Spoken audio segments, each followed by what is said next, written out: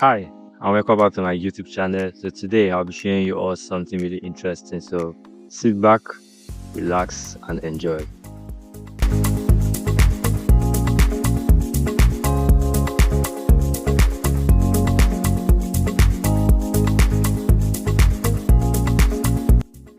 Hi, welcome back to my channel. My name is Harry, and I'm the photographer behind Grandview. So yeah, today I'll be showing us how to retouch, and we'll be using the method that is the famous method that most people have heard about. Some people know, some people try to shy away from it. So I'll be taking us on the micro dodge and burn method. So micro dodge and burn method, just a quick explanation. The micro dodge and burn method is actually the best method to use for high-end retouching, in the sense that it helps you retain as much textures as you can, and it helps you give this it also gives you the leverage to shape and modify your lighting on the subject to however you want it to be. Because what causes imperfections in images, for example, now looking at this image, what causes imperfection in an image is actually from the light, how the light falls on the subject. So depending on how your light fall, it will depend on where the imperfection and image would fall in. All right, so what microdot and bond helps you do is that it helps you to blend in lighting variation in an image. It helps you to shape how the lighting falls. For example, now if you set your light on the subject, your light is, apart from just illuminating your subject, it also determines where the highlight is, where the shadow is, where the midtone is. So what microdot and bond helps you do is that it helps you to blend your highlights, helps you to blend your shadows, helps you blend your midtones, and in the end it creates a well-refined image in the end. So for this image, I'll be editing this image purely with micro dodge and burn. So that is basically the tip of the video, to determine if micro dodge and burn, is it an overhyped tool or is it a necessity. So yeah, stay with me and we'll see from the end of the video what our conclusion is. Alright, so this image, you are retouching this image shot 2022 with a Canon 7D Mark II. It's an image of dark skin Kenny Okusaga, if I got it right. The makeup was done by House of Zeni. So very good makeup artist in Lagos, Nigeria. Both of them are in Lagos, Nigeria. This was shot as a kind of beauty campaign. Yeah, the whole target of this shoot, this actually was an except from a shoot where I shot for the lipstick with the brown kiss proof lip stain. So once we are done with the whole shoot, I decided to like, okay, we have already done the makeup, we have already done this thing, let me try something. So this was more like a personal photo for me. That's why I could use it for what I'm using it for. So yeah, so today we'll be retouching this image with micro dodge and burn to show us if micro dodge and burn, is it overhyped or is it a necessity. So this is how the image came from Capture One. I've done basic lighting correction and basic color correction from Capture One. So the SOC, that's straight out of camera, is not too far off what you're seeing on my screen now, because the image was shot really, really good, and I love how it came out on camera also. So yeah, I'll first of all start with removing blemishes, because the one thing that can make or mar your photo is how best you remove blemishes. So yeah, so I'll crop later. Yeah, I have to just show us how to edit this, but cropping will be done later. All right, so let's get right into it. First off, with removing blemishes, look at where this video is not about removing blemishes. I feel almost everyone should know how to do that, at least whether you're using your healing brush or your spot healing brush or your clone stamp tool or your patch tool, or whatever tool works for you.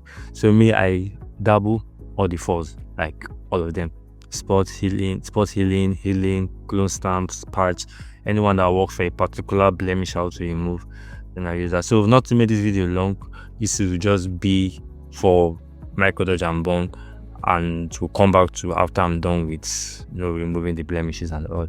So yeah, I'll see you in a bit.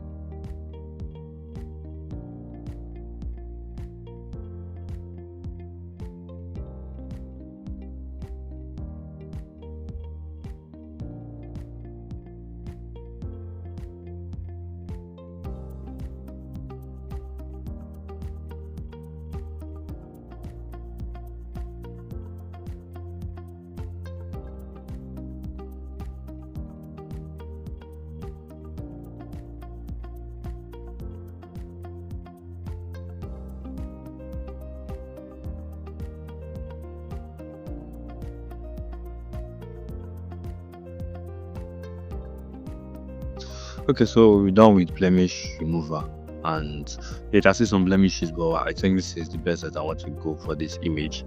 If there's any more blemish to be removed, I will do that later. So this was the before. This is the after, before, after of blemish remover. So the next thing we're going to do now is to go straight right into micro dodge and burn.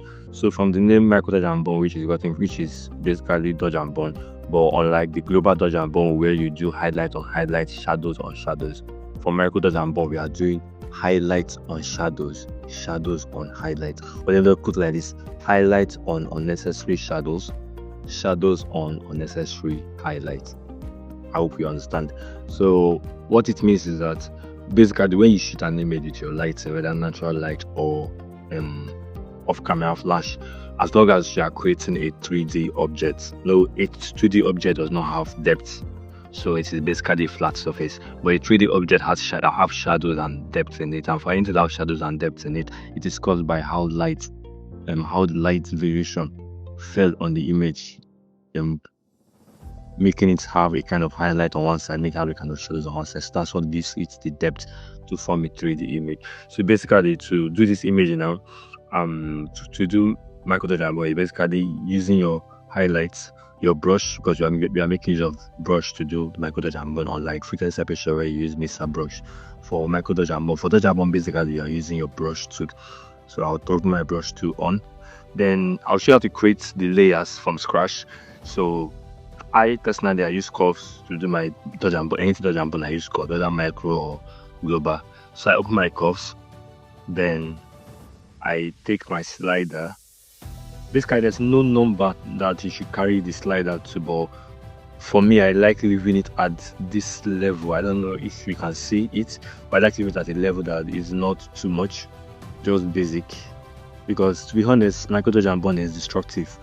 If you brush too much, unlike frequency separation where you could be using your mixer brush, and even mixer brush is destructive also. So yeah, as long as any tool in this Photoshop is destructive if you take it extreme. So for me, I like building my result from I like my result little by little. So I will not take this too much, I'll leave it here. Then I've created my curve tool, I invert it. Yeah, I'll call it dodge. Then I'll create my curve tool again for burn. So yeah, what I did in the dodge part was, remember in your curve tool, for those who don't know much about curve tool, in your curve tool, let me use this as an example. If you are working with the curve adjustment layer, this part going up with this part, you're messing with the highlight. You could say I'm adding more white to the image. The image is turning white when there is unfavorable white. But if I go down, bringing this talking this thing down, as it's entering into the shadows part more. So that means down means what? Shadows. Up is highlights, down is shadows. So this is not a tutorial on curves. I will do a tutorial on curves soon, how to color grade and do a proper exposure with curves. So this is just for micro dodge and burn, how to use micro dodge and burn. So now I'll create my burn layer, which is this curves adjustment layer, then bringing it down, something like this here. I like leaving it on the way in the way that the effect is not much. Then I invert it, call it burn, or this burn. Then I'll group the layers together. Call it stretch. Call it micro dodge and burn.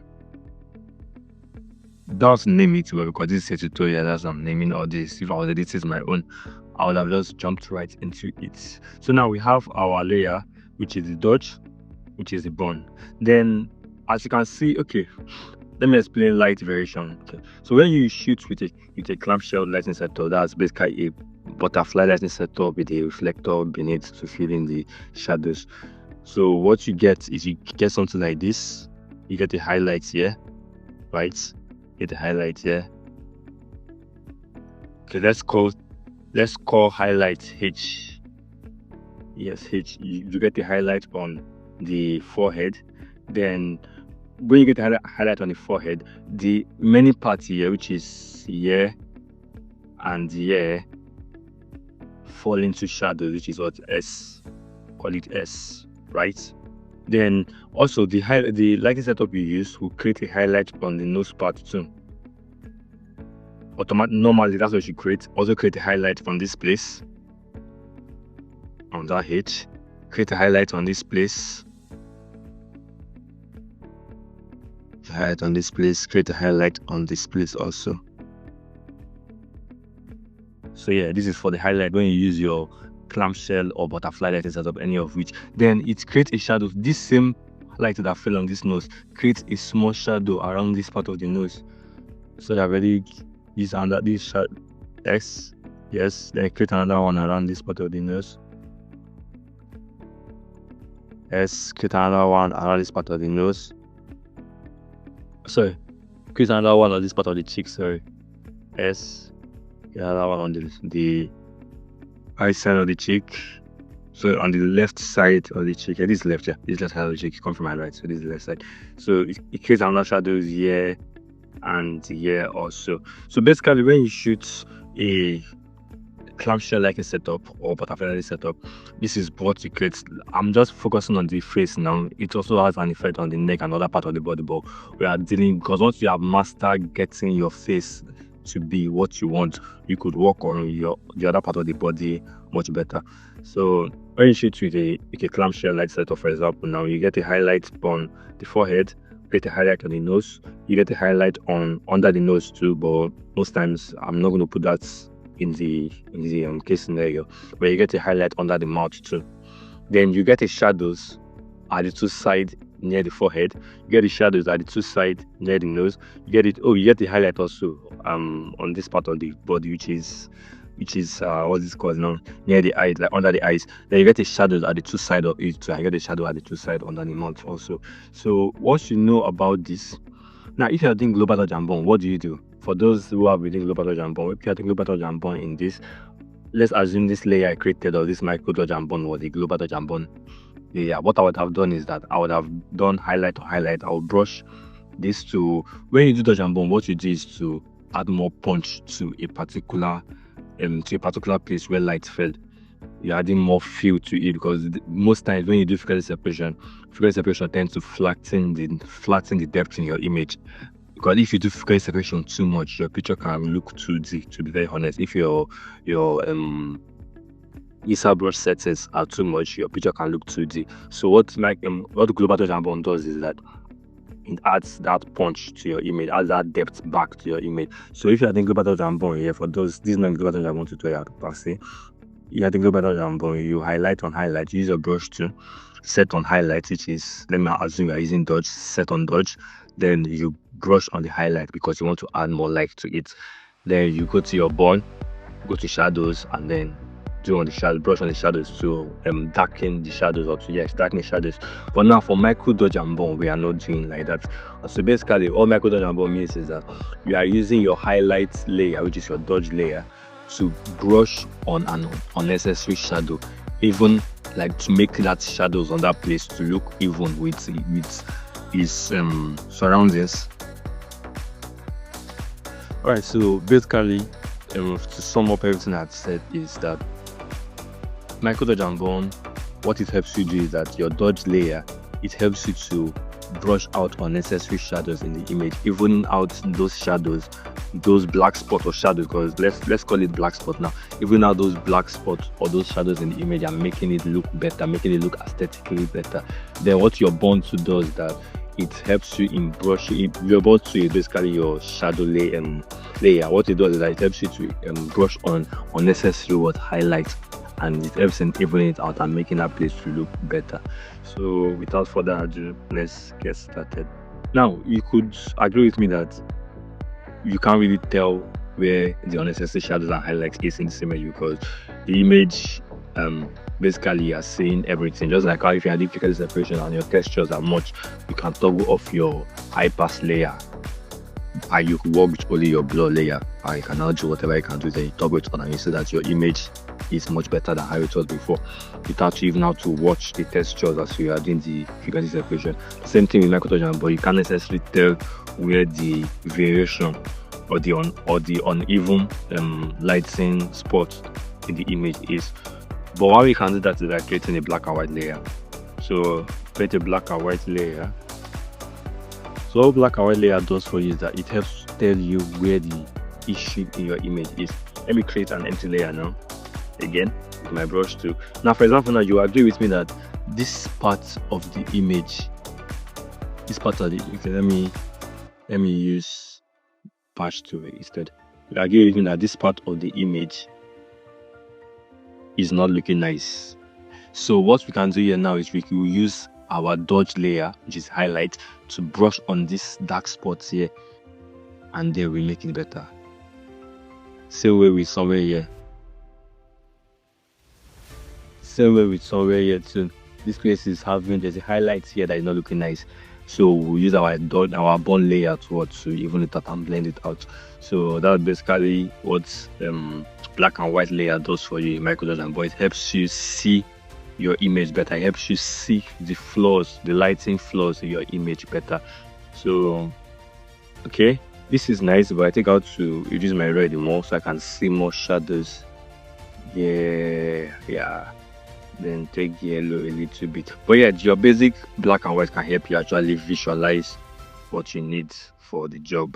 So now going back to my micrododge and bond, come to dodge. Now the settings, coming down to the settings, all you need for micrododge and bond is just your brush tool.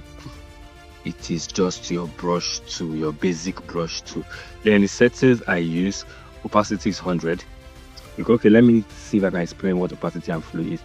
When you talk about opacity, what opacity means is talking about the maximum number or the maximum effect that can happen in your image. So basically, if you reduce the opacity downwards, it means whatever effect, for example, now the opacity is at 100%.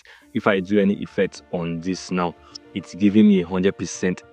If I use any tool on this now, it's giving me 100% effect of that tool. Same if I use an opacity to like 50%. If I use that to create an effect, it is giving what a 50% effect. Now, what flow means is that flow is talking about how that effect is being built up.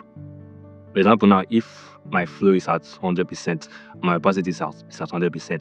If I use my brush tool, let me create an empty layer. I don't want to affect my dodge layer. So if I use my brush tool and I do something like this, I'm getting, and my brush is set to white. The foreground of my brush is set to white. So if I use the brush tool to do any effect, it is giving me 100% effect of opacity. Now let's reduce opacity to what? 50%. Opacity to 50%. So now flow is still at 100%. And now I told you flow is something is the tool that is the setting that help you build up your effect, but it does not give you that exact effect. So now the opacity is at 50. Remember, this is 100% opacity, 100% flow. Now this is 50% opacity, 100% flow. Can you see the difference? Now let's take you to mistake. So now let's do 100% opacity, 50% flow at this other side. Now, can you see the difference?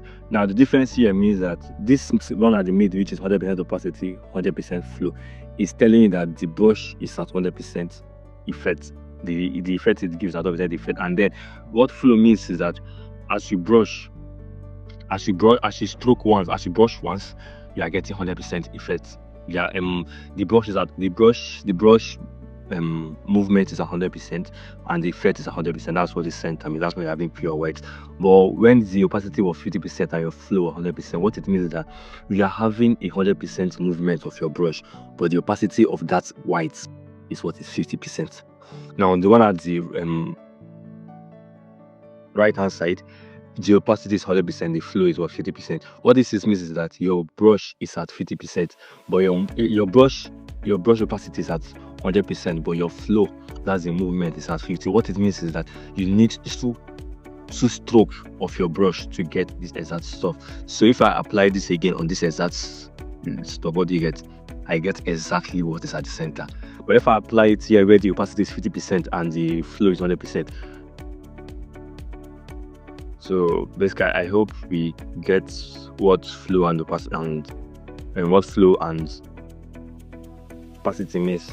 So that's basically what it means. Flow, your opacity is basically the effect of your tool, while flow is basically the amount of times you need to apply that tool to get the result you have. So if your flow is at 10%, it means you need to apply your brush 10 times to get that 100% opacity. So now that your flow is at 50%, it means I need to apply my brush twice to get this opacity that's at 100%. So to work on this, we've done the black and white already, right? So to work on this, we'll be doing we'll jump right into the micro dodge and burn layer. Alright, so when doing micro dodge and burn, you need to just know these settings. I even though I've explained opacity and flow to the best of my knowledge, but when doing micro dodge and burn, always keep how I do my micro dodge and burn, so I do not be as if I'm standardizing anything. Alright, my micro dodge and burn, my opacity is 100%.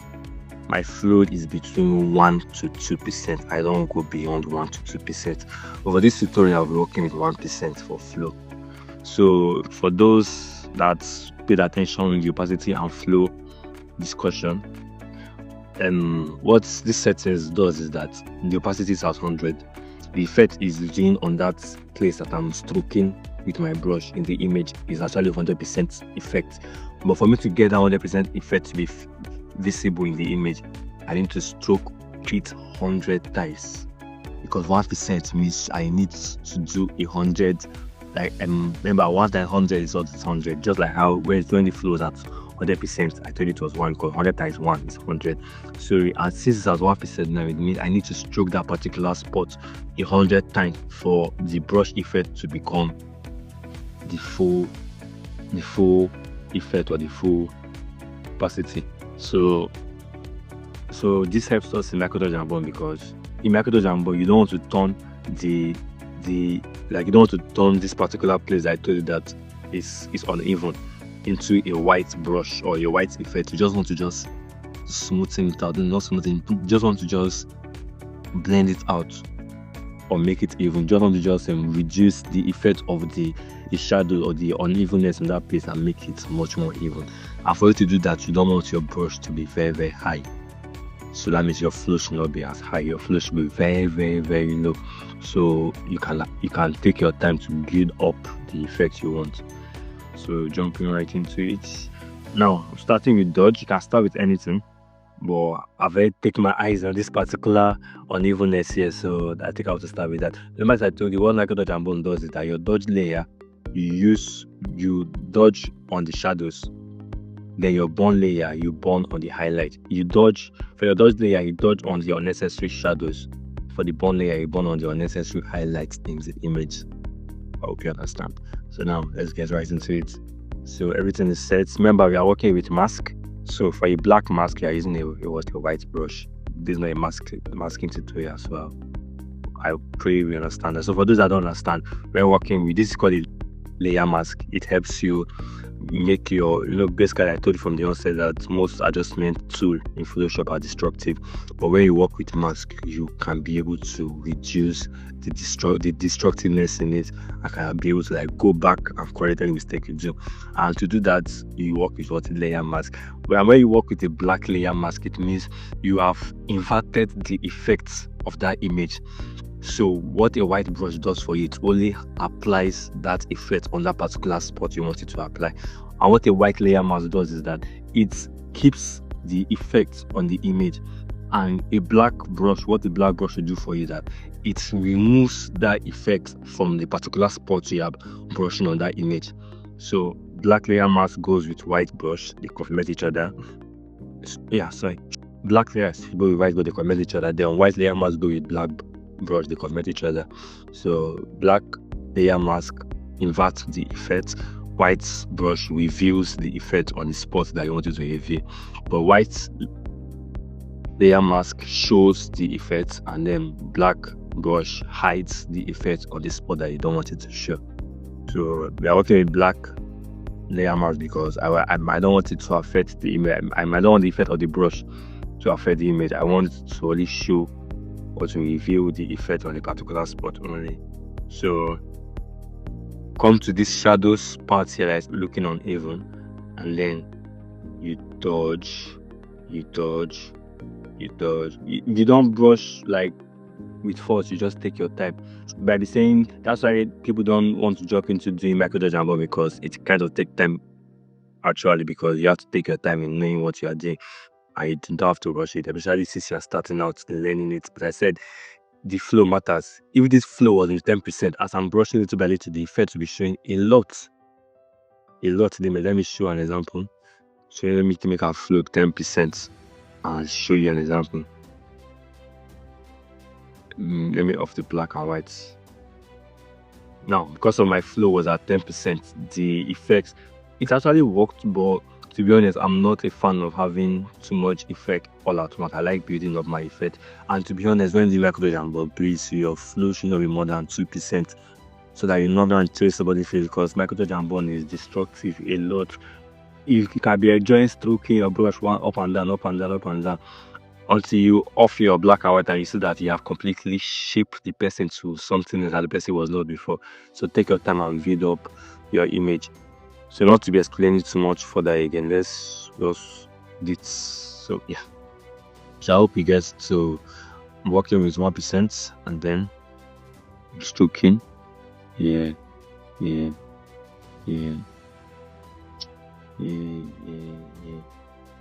So not to make this video to be too long, some part of this video would be fast-tracked.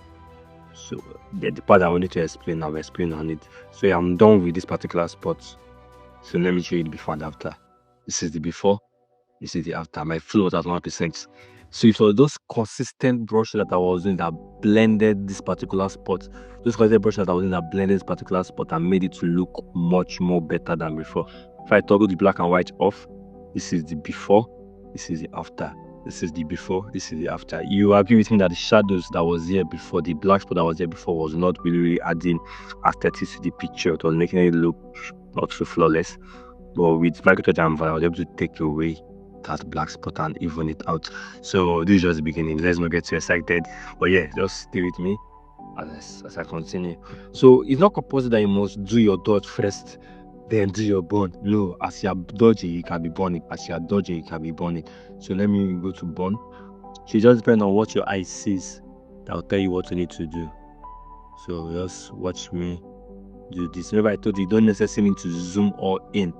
Just zoom into a particular extent where you can see the flaws from the lighting in your image, and then you work on it so that basically it's.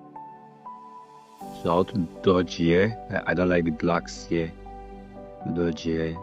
So just take your time. As I said, this some part of this video will be fast tracked, because as I said, if I'm explaining everything as it goes, this video might enter like 3 hours, and definitely not want to make the video 3 hours.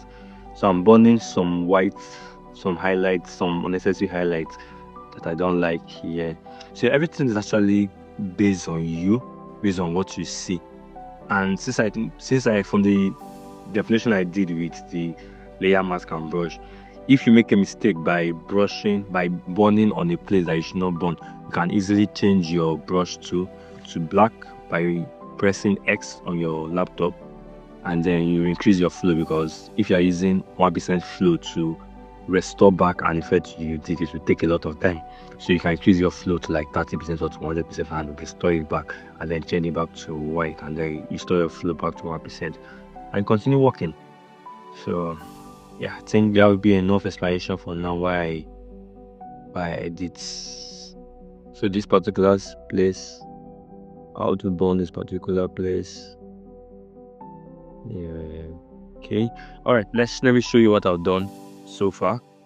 Even though this is just the genesis of what we are going to be doing. All right. I said the video is going to be fast track, so you just be seeing what I'm doing. Without no voiceover. All right. So let me show you. Because I grouped the layers, so I don't necessarily. Okay, let me take it one by one. This is what our dodge did. Let me zoom in more so you could see the effect more. Yeah. So this is what our dodge did. This is how it was before, and we dodged it to create a much better look. Then this is what our burn did. Then if I combine it all then together from the group, see the effects. I drastically changed how the lighting was on that place and made it much better. So as I said before in the beginning of the video, micrododge and bond does not affect the texture of your image. You actually work with the exact texture you get from the camera. What micrododge and bond does is that when you shoot with lighting creates variations on your subject or your model. So what micrododge and bond does is that it helps you to blend those variations and make the highlights, muted and shadow to look much more smoother and nicer.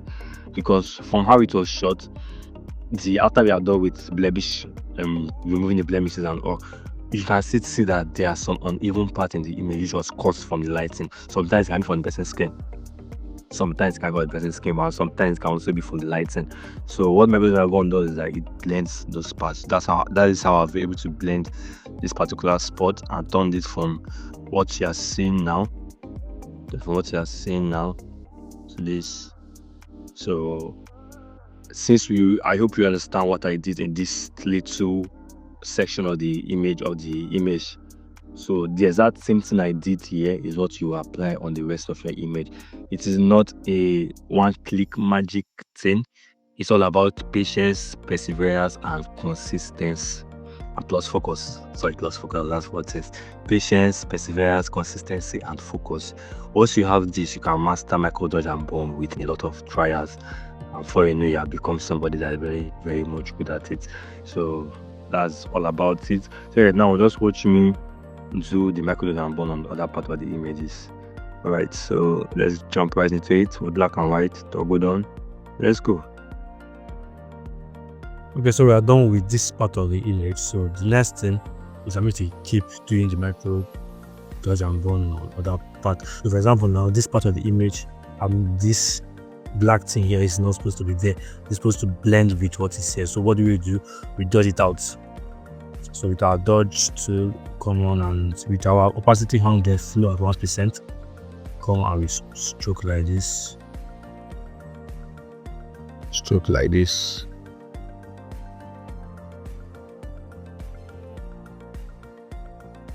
So this is it. So it's cleaning. So you keep doing it until that's clean to a level that you want very well. Now we are clean to a level that you want very well, but this place is whiter than here, or is not blending with the other part of the image. So with your bond, I'm going to bond it slightly.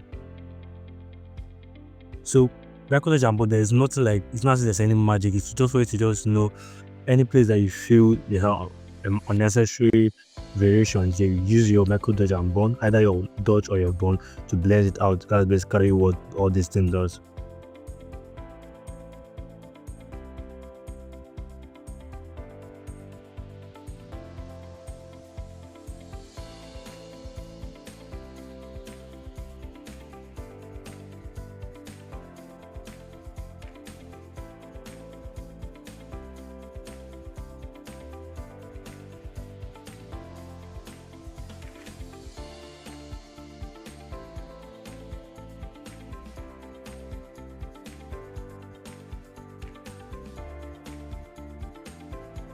So everything I'm going to be doing, I will go around this image now. So I will just watch what I do. Everything I do on this image is specific to this image. So you won't say you use exactly as it is on like other image. Only you have to know exactly where the issue is, and then with your dodge or your bond, you apply your effects on there.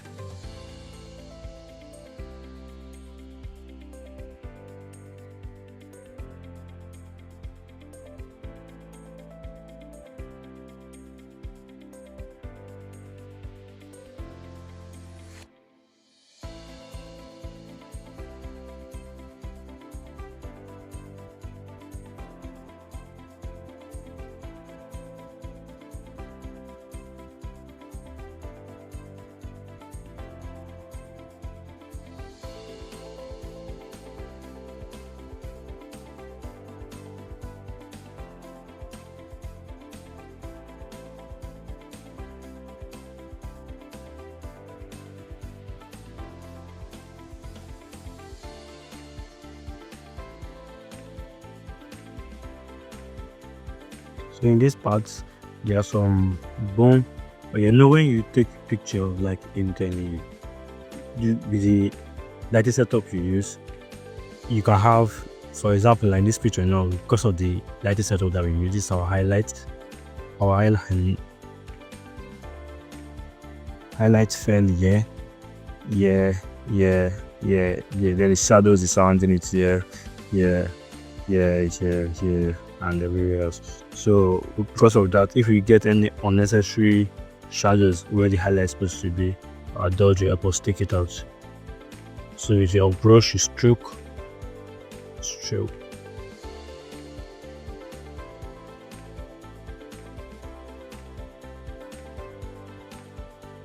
remember, your brush size should have a size close to the issue that you want to remove. You don't want to use a big brush size to clean a small issue. You just use a smaller brush size for it.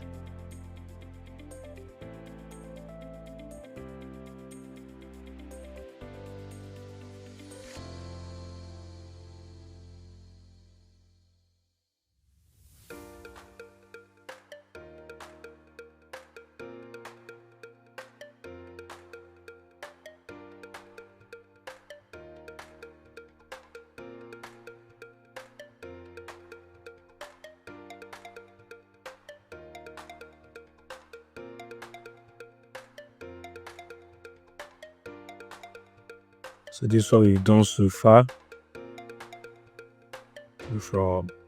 Okay, this front part, I need to like blend this front part. This highlight is not needed, it's not blending with the rest of the place. So with the bone, okay. Look, I have off the black and white, so you can know what I'm okay with.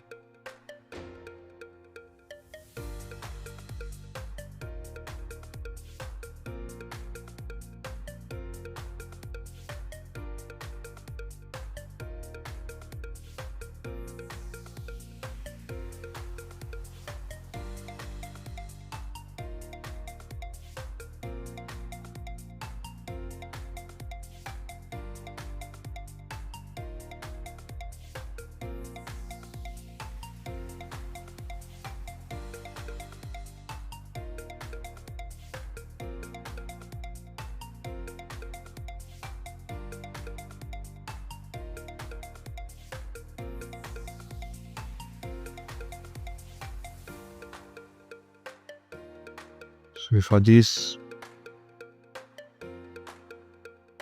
patches in the eye, we use the dodge to dodge it a bit, just a bit. Yeah, something with the left side.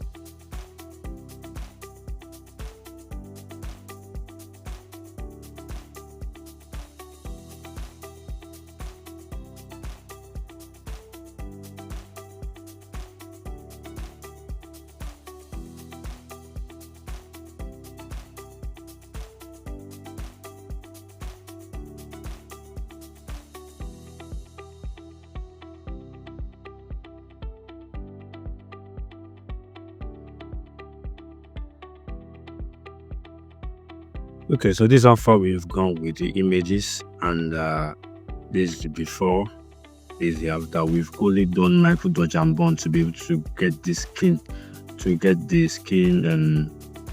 variations to be removed. So let me zoom in more so you can see. Now if you watch, the textures in the image are still the same.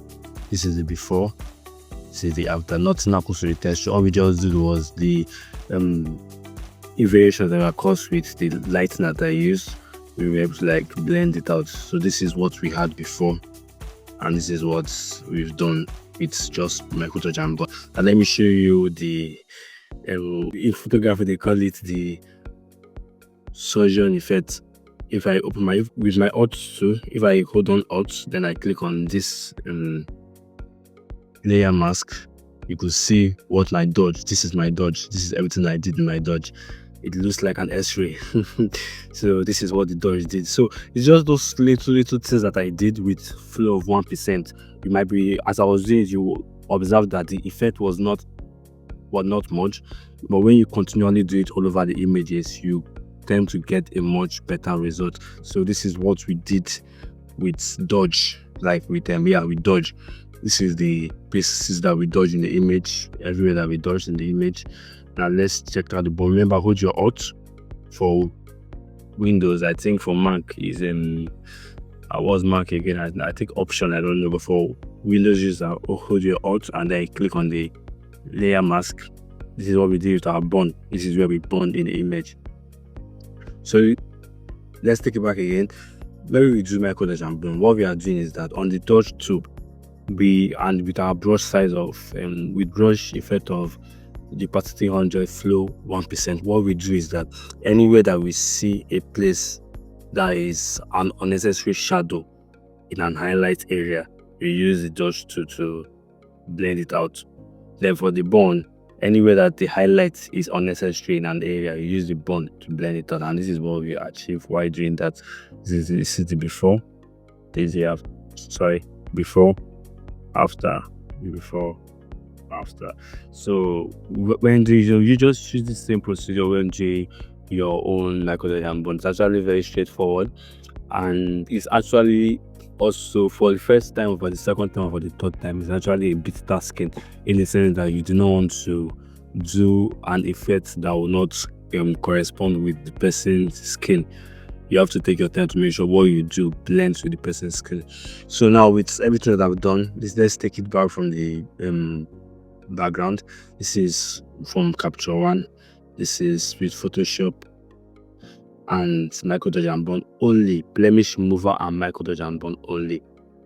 Blemish mover and micro dodge and burn only. So this already on its own is actually okay for export in terms of the skin textures and the skin blending or the skin retouching. This is actually okay for export. So what do you think? Is micro dodge and burn a necessity, or is it overrated? In micro dodge and burn, is it overrated or is it a necessity? Looking at our before and our after, Okay, so for me, what I think is micro dodge and burn is actually a very great tool for skin retouching. It helps you separate your variations with your textures in an image. It helps you separate your variation with the skin textures in an image, so you don't have to worry. So for example, if what you shot from your camera, the skin textures you got from your camera is actually what you want to achieve, micro dodge and burn helps you get that high-end effect. It helps you get that really great effect where your skin is free from every variation, but the texture is retaining it 100%, unlike figure separation where your skin textures can be mad a bit when doing your figure separation with mixer brush. But micro dodge and burn, you have the ability, you have leverage to attain maximum texture while blending or variation. Then another thing micro dodge and burn do that makes it high end and makes it the king of skin retouching is that you tend to touch areas where your figure separation with your mixer brush might not be able to get into, but with micro dodge and burn, you have the ability to get into those areas and make it really nice. For example, areas like this, if it's with your first, then if it's your mixer brush, before you can blend this area, you have to like blend your brush, blend your brush, blend your brush. Or with micro touch and bond, just with your dodge and your bond layer, you can use your brush of opacity 100, slow 1%. Can you to blend areas like this easily? Now watch that area, so what happens to it. That's blended easily. The case it make, and also what micro touch and bond, the advantage of micro touch and bond again is that it doesn't tamper with the contrast and the depth in an image. The same depth we had right from when we imported this into Photoshop is the same depth that we had now. Nothing has changed. The image is still looking as it is when you imported it into the Photoshop. The depth and contrast is still remaining the same. All we just did was blend areas that we are not needed. For example, areas like this, areas like this, areas like this, areas like this, areas like this, areas like this, areas like this, areas like some other places. So all we just did was to blend it and make it better. So that's what micro touch and bond does for you. It gives you this leverage. So for me, I feel everyone should know how to do micro touch and bond. You might not necessarily need to use it for every project, but know how to do it, and also you do know how to do as I did this micro touch and bond, in the sense that I only did micro touch and bond on this image. You can also open your frequency separation and do your frequency separation on an image. Therefore, areas where you see frequency separation cannot help you, you open a micro touch and bond layer. I've showed you how to do to create a micro touch and bond layer with curves. You create your curves micro touch and bond layer, and you use your brush to now work on those areas and make your image much more flawless, while retaining contrast and depth. Always important, while retaining contrast and depth. So this is what micro touch and bond does for you. It's a very, very amazing tool, and I feel everyone should know about it. With subsequent tutorials of mine, I'll be showing you more and more micro touch and bond, because it is a very, very nice tool and nice technique to learn in Photoshop when doing scale retouching. So I hope you understand, and see you in my next video. Bye.